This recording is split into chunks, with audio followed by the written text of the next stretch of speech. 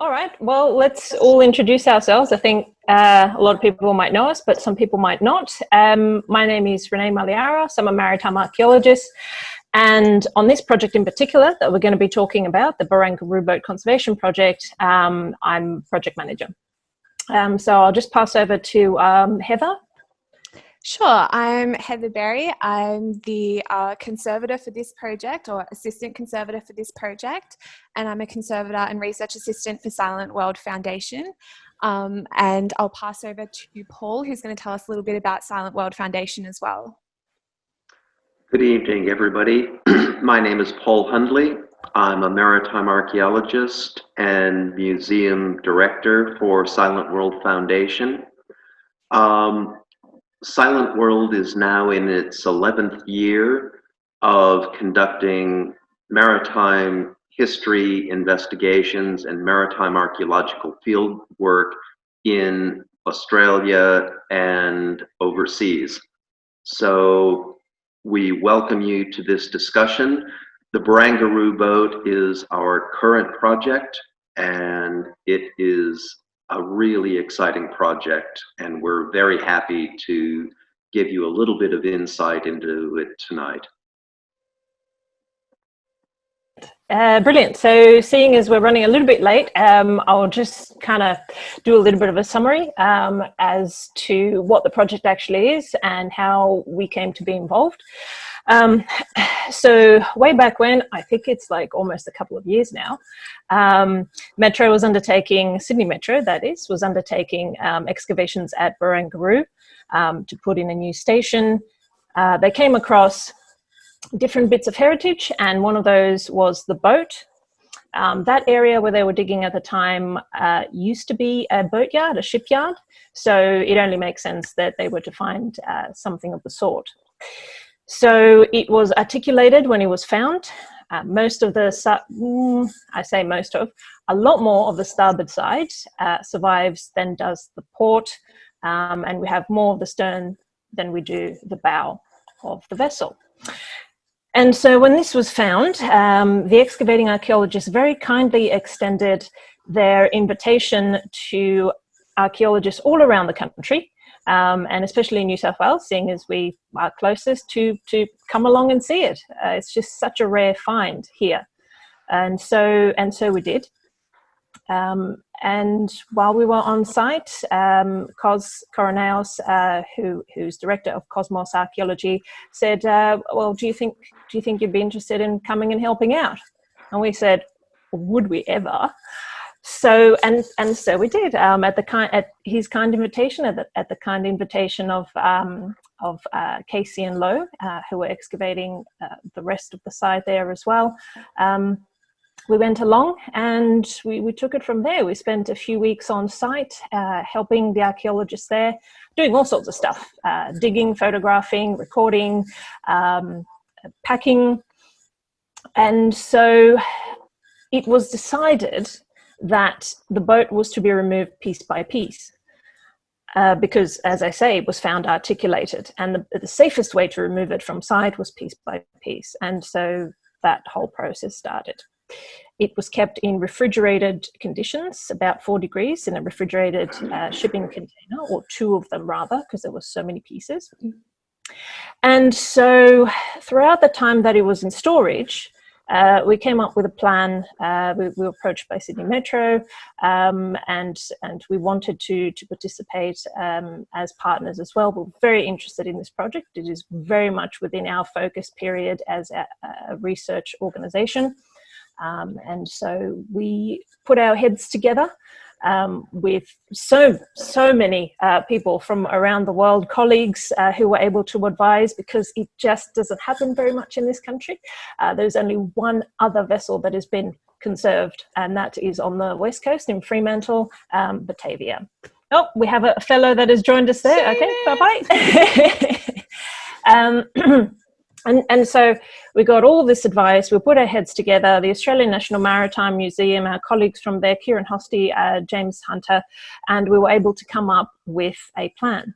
And so we implemented that plan, and we are where we are now. And all of a sudden we found ourselves unpacking almost perhaps 200-year-old timbers from a little boat that used to run around our harbour so many years ago. So I'll pass over to Heather so she can talk a little bit about the process, like what actually happened when this began. This was in October last year. Yeah. Yes. So thanks for that, Renee. Basically, the broad conservation program that we're undertaking for this particular project is what's done for most wooden boats throughout Europe and America, and the previously treated one in Australia as well. But we are being supervised from afar now, unfortunately, by Ian Panter from York Archaeological Trust. So he got his start on the Mary Rose, and we are so lucky to have him. I just follow him around when he's out here, and I wish he'd come back again soon. So basically, when we were taking the boat out of the refrigerated containers, our first port of call was to start cleaning them, because Cosmos Archaeology had to take everything out so quickly. There was not a lot of cleaning on site done, and that was just because it was a Sydney Metro site, and they were sort of pushing them a bit, I think. So we had to take all of the sediment off of the boat. They were covered in sediment, pitch, what we found called white stuff, which was an anti-fouling, we think. Credit to Kieran Hosty for that one. So when we're cleaning, we're doing the condition assessments as well, and really trying to figure out just what state the boat is in and the physical timbers, how they actually looked. So we moved to 3D scanning, which Renee will probably be able to talk about a bit later. We really needed to get that done as soon as possible so that the timbers were still in their shape that they were found in the ground, because they were so carefully packed in their shape. So we wanted to get that we wanted that scanned. So then once we finished all of the bits and pieces to do with the 3D scanning, we were able to put biocide into the tanks. So that's the stage we're in now. We've just got a broad spectrum biocide in, because I'm sure you can imagine 200-year-old timber sitting in water probably gets a bit moldy, bit fungusy. So we're controlling that at the moment. We will move to EDTA, which is ethylene diamine tetracetic acid, which is a chelating agent. So as Renee mentioned, the boat was articulated when it was found in the ground, but it was sort of stuck together from the sediment, not really the fastenings anymore. And those fastenings were iron, and they corroded out and seeped into the wood. And now the wood has this beautiful red rust covering, and we really want to take that off, because iron is a really great food for microbes, and that's going to mess up our next step of conservation, but also the lifetime of this boat above water, or in the museum, I should say. So we will probably need to do a couple of washes with the EDTA to really take out as much iron as we can. So then we move to polyethylene glycol, which I'll just call PEG. It's a food grade wax, so it's often found in food, in cosmetic products, and basically we're using that because wooden cells are made up of cellulose and lignin. So lignin is like the skeleton and cellulose is like the flesh, and cellulose is the first thing that decays, just leaving the lignin skeleton behind. So at the moment, water is bulking out those cells and maintaining the shape of the wood. But if we just let it dry, obviously it's going to shrink and crack and warp and look really sad. So we need something to replace the water, and that's where the PEG wax comes in. So we'll let the boat just sit in the tanks, and it can relax, and it'll slowly take the PEG wax up. And once we get to a certain concentration, we will freeze dry all of the timbers, which will sort of set the PEG wax. And then that's the conservation part finished. That's all the hard work done for me. So you make it sound so simple. Yeah, it sounds so simple, but yes. It's quite involved, but quite fun as well. I found absolutely going through it. It's a lot of work. Absolutely, yeah. And we're knackered by the end of the day, but it's definitely hands-on stuff. Yeah. So I'll just cover the recording a little bit that you mentioned, Heather. So as you were saying, we needed to capture the shape. The great thing about the technique that was used on site to pack the timbers, it was done in a way so that the original curvature of the planks and other elements could be kept as true to the form in which it was found as possible. And so there were brackets and different padding used in order to achieve that. So we really wanted to capture that shape, seeing as, you know, the excavating archaeologists and conservators on site, ICS or the conservators on site, went to such great lengths to preserve that. And so we got into contact via Toby Jones, via Dr. Toby Jones of the Newport Medieval Ship. We got in touch with Thomas Van Dam, who has, with his colleagues, developed a new type of recording technique for shipwreck timbers in particular. And that is with a structured light scanner. It's a combination of using a structured light scanner to capture the imagery in real time. As the scanner is moved around the object, the software builds the 3D model of the object in real time. Some processing is required afterwards in order to remove noise and surrounding geometry and to apply the texture and really clean it up. And then we export that model that we have created using the structured light scanner into CAD software. So in this case, it was Rhino. And we do some really detailed recording. So we sit down, all of us did this, even Heather joined in, she got trained up in it.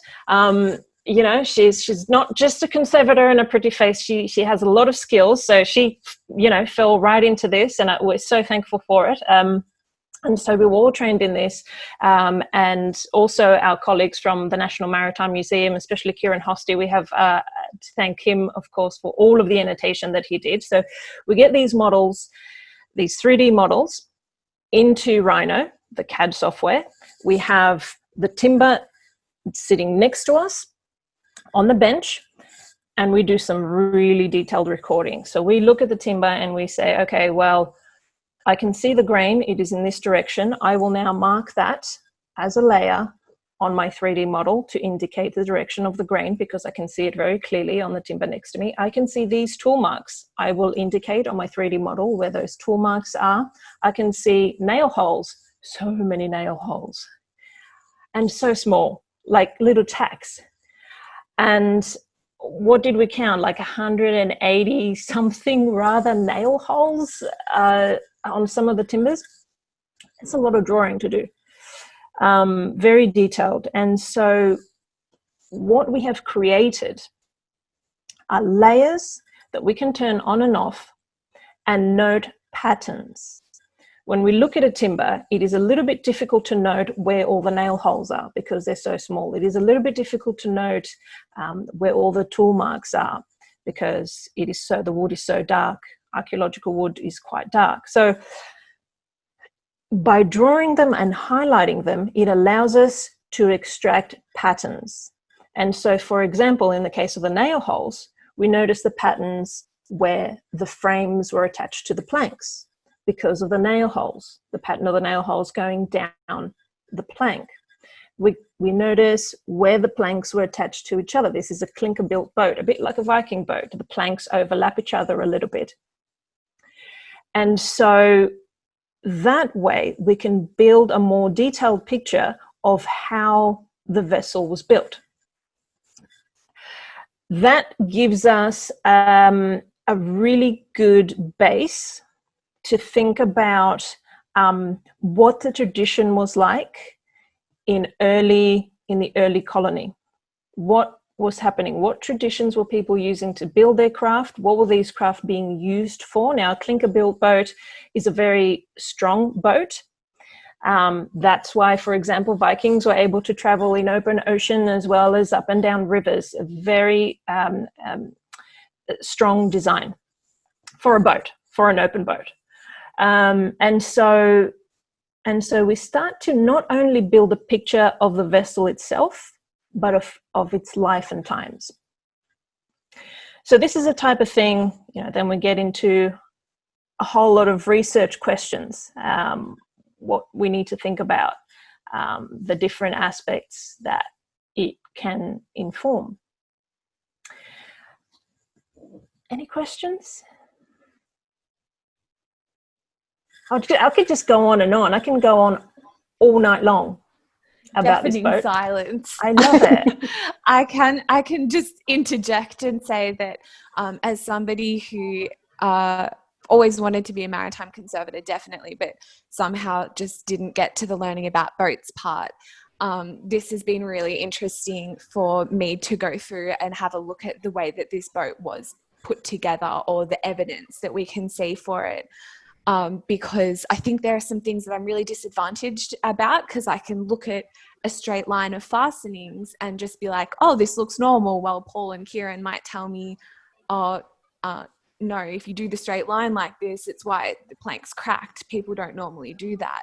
And it's also been an advantage because in other ways, I'm not expecting to see how a boat should be built. So I can just see it for what it is, and then later people will tell me that's actually really weird. So for someone to learn on this boat has been really interesting, and obviously a great privilege to have people who really understand shipbuilding who can tell me, no, that's weird, or that's normal. So yeah, really lucky. That's a really good point, because of course, as we know, Paul, you were involved with the Batavia when that was happening. So and that was back in the 80s. So technology has moved so far forward now. The recording techniques that we're using on this vessel bear nothing in resemblance to what we were doing with Batavia in West Australia in the 80s. So, and I think just carrying on from Heather's sort of comment about looking at this and understanding how a boat should be built. Well, this boat wasn't actually built the way a boat should be built. It is an anomaly, and I think that's what makes it really interesting, that this is not what you would expect in a boat. So we're going to learn a lot of things that we probably don't even know what questions to ask at the moment.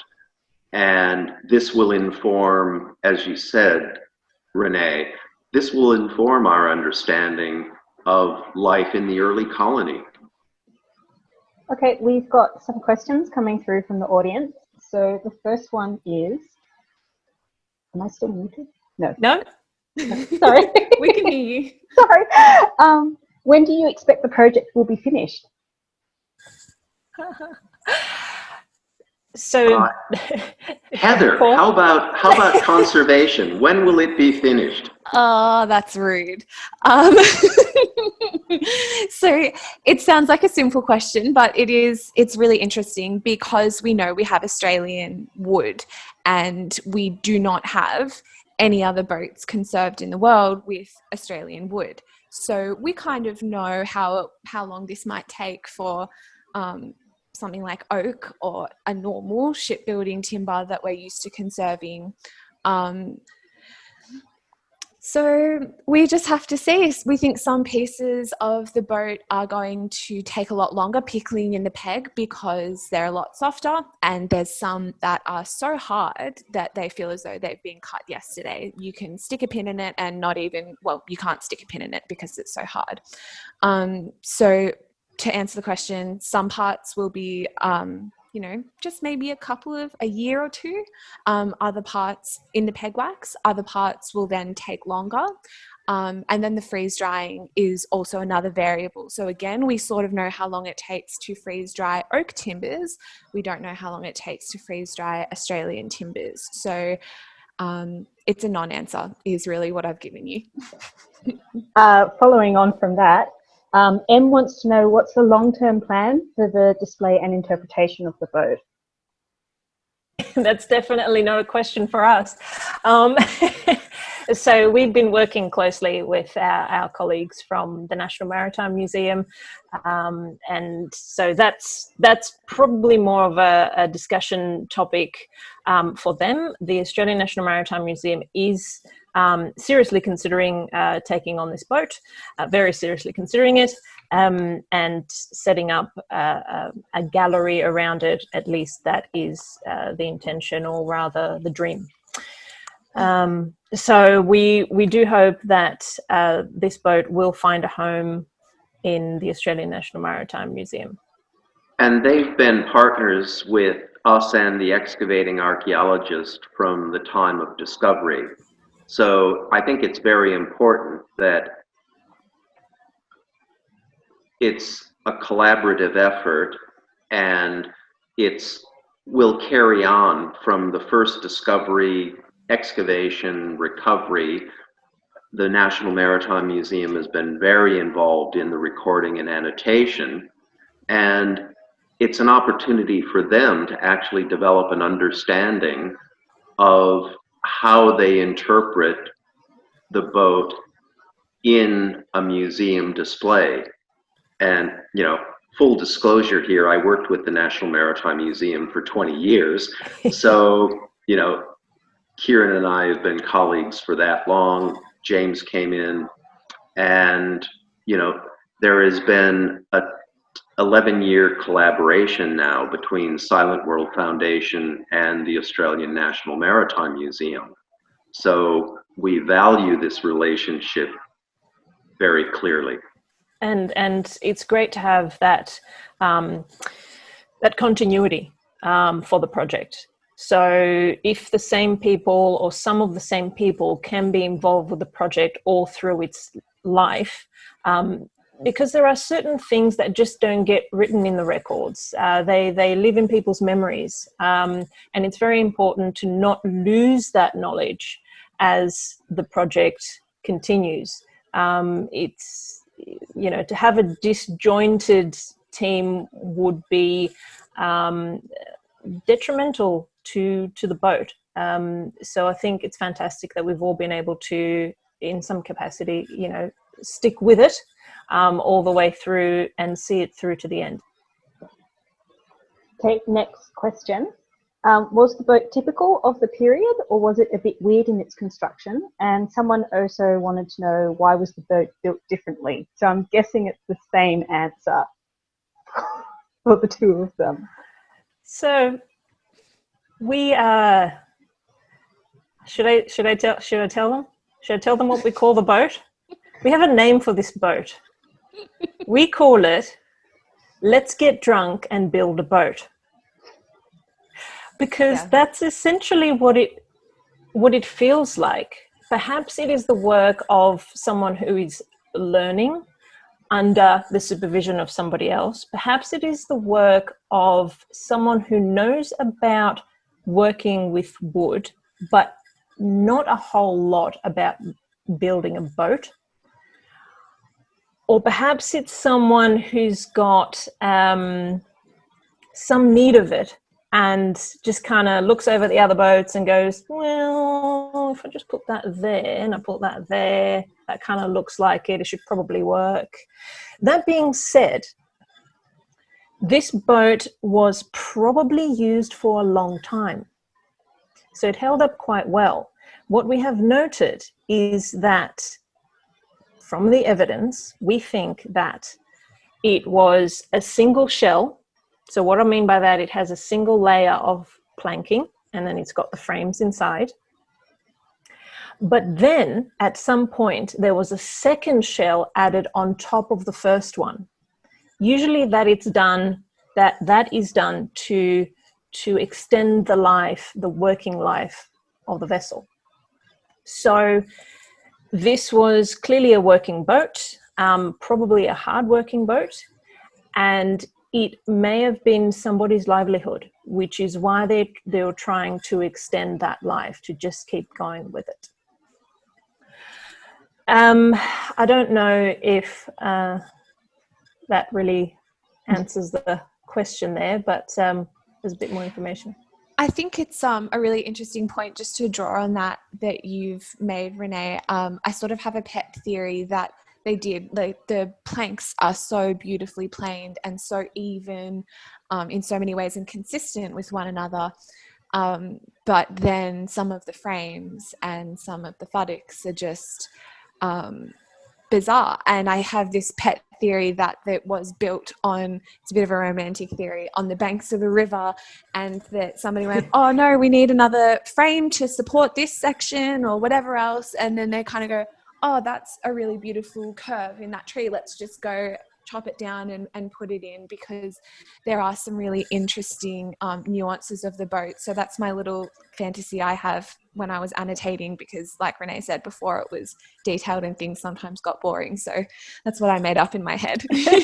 And that I see some resemblances between the west coast of the United States, that in early California, they didn't actually have proper piers in the harbor, and there would be a fleet of little lighters that would shuttle out and back from the ships at anchor into the shore with the commodities coming into the new state. And they bear some resemblance actually to Australian surf boats. They're very light, they're very agile, and they're built on what are called control frames. So throughout the hull, you have a certain number of frames which are much more substantial, and they're interspersed at almost regular intervals throughout the hull. And they provide the form, the structure, and the strength. And then in between those, you can intersperse with smaller, lighter, less structural timbers, but they're still providing a place for the planking to be attached to the structural elements inside the hull. Another question about the boat, obviously. Are you able to determine the timber sources, species and location of the timbers, where they came from, or is it not preserved enough? Some work on that was done while it was still being excavated. So the excavating archaeologist Casey and Lowe Cosmos Archaeology got in touch with Dr. Hugo Illich. He does a lot of timber identification here in Australia, and so sent a few samples down just to see what it was that we had. Good to know these things. So some samples were sent down and identification was done, and things like Sydney blue gum, stringy bark, which I'm told is actually a pretty generic term. Heather, is that right? Yeah. It's a group rather than a single species. Yeah. And surprisingly, Banksia, which is actually really soft, and that was found to be some of the small frames. And so, you know, as we were just saying, it looks like little bits were added as and when they were needed. Wherever it got loose, wherever it got a little bit jiggly, they'd add a new piece. And it didn't matter where that came from because it was inside the boat. And so it wasn't inundated with water all the time. At least you hope not. And so it seems that the more substantial, as Paul was saying, the more substantial frames were made of hardwood, and also the planking was hardwood, but the smaller elements, the smaller frame elements, were of softer wood like Banksia. Now, we are going to undertake a little bit more work on that in future to perhaps try and gauge location where the trees were felled. That would be great, because if we can determine a source of the lumber, then it might indicate where the boat was built, not perhaps not where the lumber is from, but where the lumber was being taken. So for example, if there was a little boat yard and they source their lumber, you know, from over there, and we find that, you know what, these timbers are actually from that area, well, that's a pretty good connection. Then we can say, okay, well, this boat yard was getting their timber from over there, and that's actually where the boat timbers came from. So this boat was probably built by this boat yard. So that sort of thing, just associating the different threads of evidence in order to work out the bigger picture. So yes, to answer your question, that we have done, you know, some work has been done on that, and some is still ongoing or future research. A nice easy question. Can you tell how big the boat would have been? How is that easy? It's not. Good comeback. So, okay, well, what were the dimensions when it was found? Or about, what was it, like 12, was it like 12 meters? I think it was 12 meters long and about five and a bit meters across. wide. Yeah, but that being said, we had a very small bit of the port side that was intact. So obviously it was on one side, and so the starboard side, and when I say starboard, that's the right side of the boat, was buried first, and so more of that exists than does the port. And we have, if you can imagine, okay, I keep going back to this, but this is the only parallel I can draw that most people can picture in their own mind. Picture a Viking boat. You know, they're quite flat bottomed. They're quite, you know, they're like this. Yeah. So they're quite flat. And so if you can picture that, and then, so they're flat and then they go whoosh, and they come up. Yeah. So on the right side, we've got that. So it starts to turn, and where it starts to turn, that's where we have up to on the right-hand side, on the starboard side. On the port side, the left side, we only have maybe like that. From the keel, this is the center line, and we have that. That's it. Whereas on the right side, we have that. Turn of the bilge. So hard to answer how big this was. Maybe about 6 meters. Well, no, okay, maybe more. Don't know, 7 meters across, and I don't know, 14 meters long. Who knows? Something like that. If that gives you a bit of an idea. Very difficult to determine. What we are looking at is perhaps taking the lines of what we have, of what exists, and building a model of what we think it looked like. Some work has already been done by Ben Wharton. He was one of the archaeologists working on the boat during its excavation, and he has taken a great interest in it. Ben, if you're there, awesome stuff. He does a lot of model work. He's pretty much become a nautical archaeologist because of his in-depth study of the lines of the vessel and drawing from them, and basically it's your best guess of what it may have looked like, just going off of what we have available to us. Another question. Do you know how or why it was abandoned?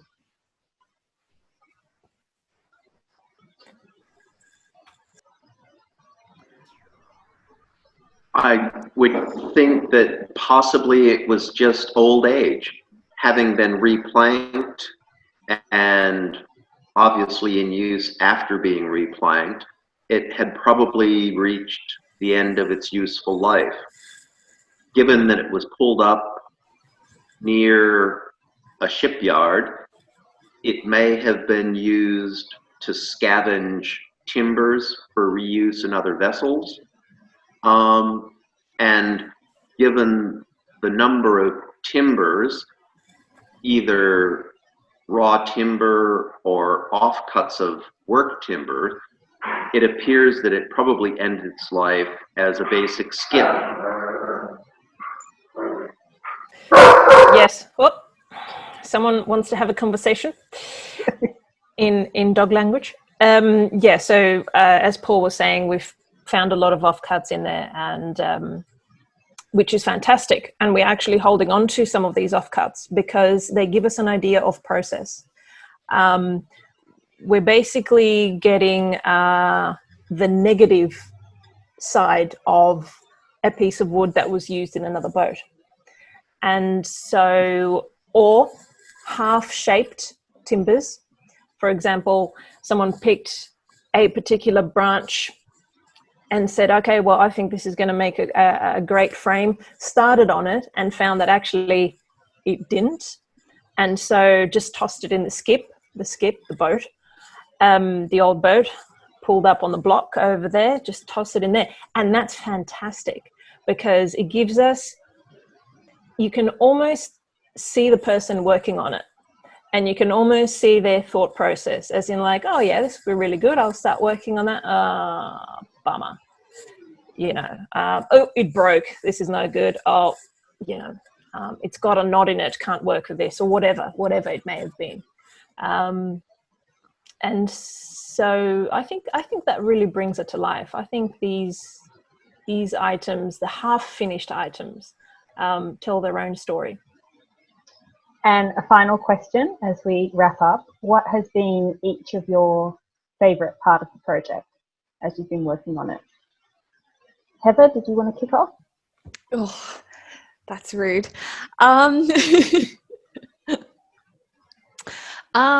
It really sounds corny, but like getting to know the boat, and like I was saying before, it's been really amazing to learn about boats on such a unique boat. So I think that I kind of know how strangely put together it is, but I will really get to know that. And you know, this is my first conservation project ever, so the entire thing has been incredible just to watch it and to learn about objects and timbers so completely. Like, I mean, I dream about them constantly. I actually had a dream about the tanks last night. Kate, you were in it.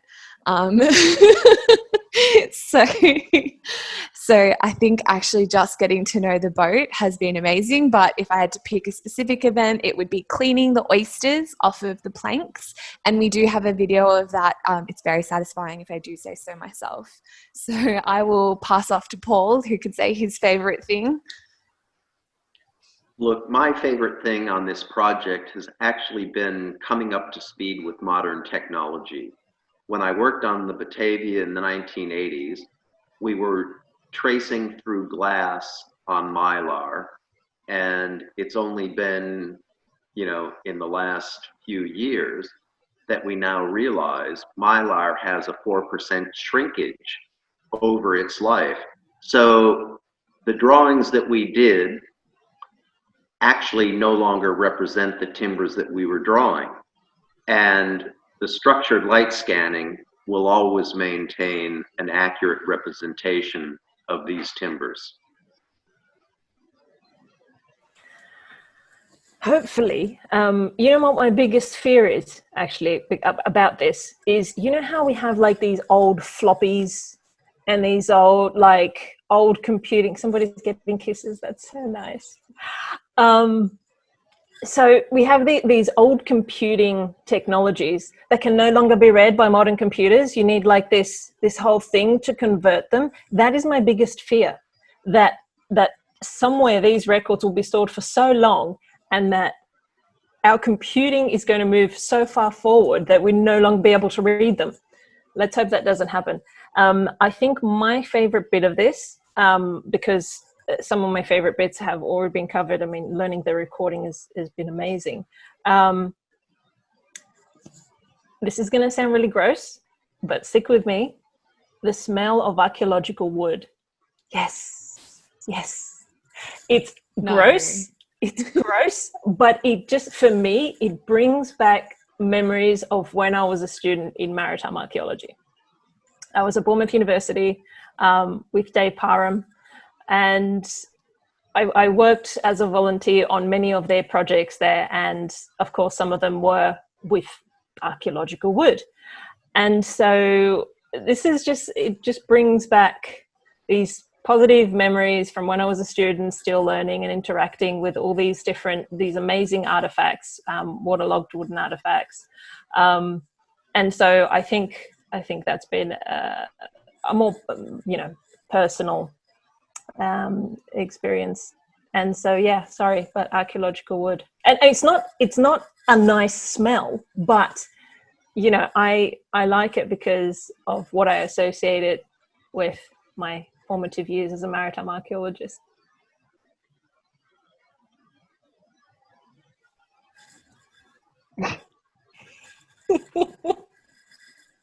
So just to wrap up, was there any final thing that the team wanted to say or shout out to one of our stakeholders? A tip if you want to be a maritime archaeologist or work on conserving boats from the 1820s? Yes. If you're grossed out by weird smells, don't do it. There's a lot of weird smells. As a maritime archaeologist, it's not just the archaeological wood, it's like the diving and everything that smells after the diving. I mean, we can all, both Heather and Paul are divers, and things just start to smell bad. So if you can't stand that, don't worry about maritime archaeology. If you don't mind it, you'll be fine. That's my tip in terms of maritime archaeology. And try to go ahead, Heather. I was just you say, Paul. Oh, I was going to say there are numerous opportunities to become involved as a volunteer. So if you are interested, contact, regional, state, national institutions, private nonprofits like us, and, just make yourself available to any opportunity that may be out there. Yeah, that's a really good point, Paul. And just, the last thing that I'd say as well is that it takes a village to conserve a boat, and we've had really amazing partners with all of this every step of the way, from Ian Panter, especially at York Archaeological Trust, who is our head conservator. Just, we've been able to contact him at all hours. He's made himself available. So we have a lot of people to thank. And, Australian National Maritime Museum, who've been here since the beginning, and Sydney Metro, who are making it possible. We've got lots and lots of names, but and everybody we've mentioned previously, I think Cosmos Archaeology and Casey and Low Archaeology as well, have been amazing at supporting us through the conservation phase with all the results from their archaeological section. And all our volunteers. Yes. From so many places, the Heritage Office in New South Wales came out and volunteered. Of course, all the excavating archaeologists were back with us, lending a hand with the cleaning.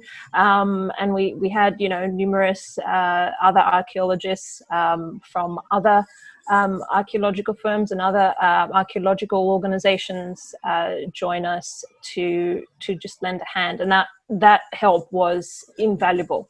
And we wouldn't have been able to get through it, in the time that we did without their help. Yeah.